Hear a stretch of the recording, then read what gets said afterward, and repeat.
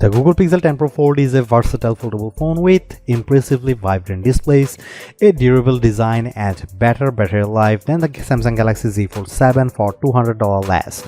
Plus, I actually prefer the camera quality in many of my test shots. It's just too bad that Google's Foldable comes in a relatively thick and heavy device.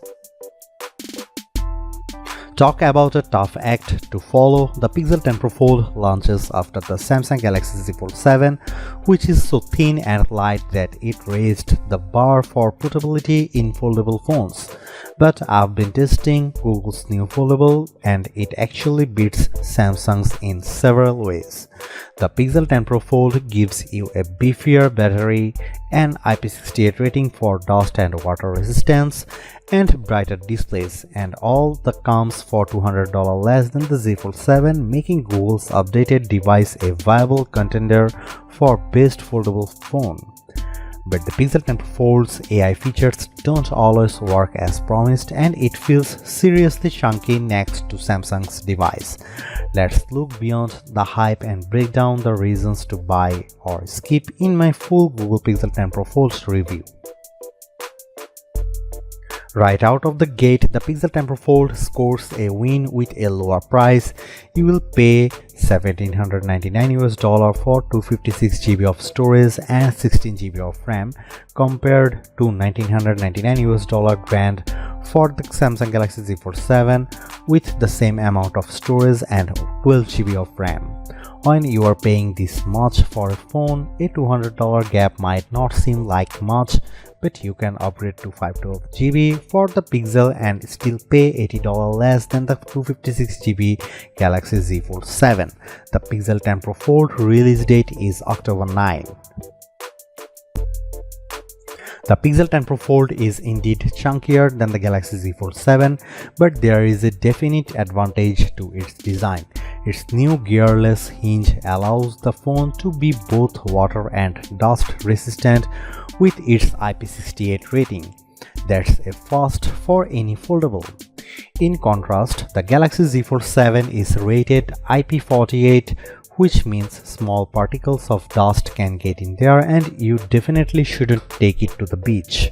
While we are talking design, I like the light green jade color on our review unit, but I preferred the more professional looking slate blue moonstone option. Samsung's blue shadow wins for wow factor though. When you have access to an 8-inch display on the go for surfing the web, streaming Netflix, and running two apps side by side, you want things to be as vibrant as possible. And the Pixel 10 Pro Fold outshines the Galaxy Z Fold 7 with a brighter OLED screen. The Pixel 10 Pro Fold display exceeded 2500 nits in our testing compared to 2000 nits for Samsung. And the front 6.4-inch screen is brighter too. I noticed the difference when watching the trailer for the new Mandalorian and Grogu movie outside. I could make out the action a bit easier on the Pixel 10 Pro Fold's 8-inch panel. The Z Fold 7 technically has a larger 6.5-inch cover display, but I actually preferred the Pixel 10 Pro Fold because it's wider and easier to type on. Another side benefit of the Pixel 10 Pro Fold's extra heft is its bigger battery. You get a 5015 mAh battery compared to 4400 mAh for the Galaxy Z Fold 7. In our web surfing battery test over 5G, the Pixel 10 Pro Fold lasted a very good 12 hours and 16 minutes. The Samsung endured for just 10 hours and 44 minutes. And when it's time to juice back up, only the Pixel 10 Pro Fold has the necessary magnets required for Key 2 charging with Google's PixelSnap stand. The Z Fold 7 needs a separate case to add this capability. If you charge with a wire, you will find that Pixel 10 Pro Fold can get up to 58% in 30 minutes with Google's 67-watt charger. That's slightly better than the 54% from Samsung's Foldable.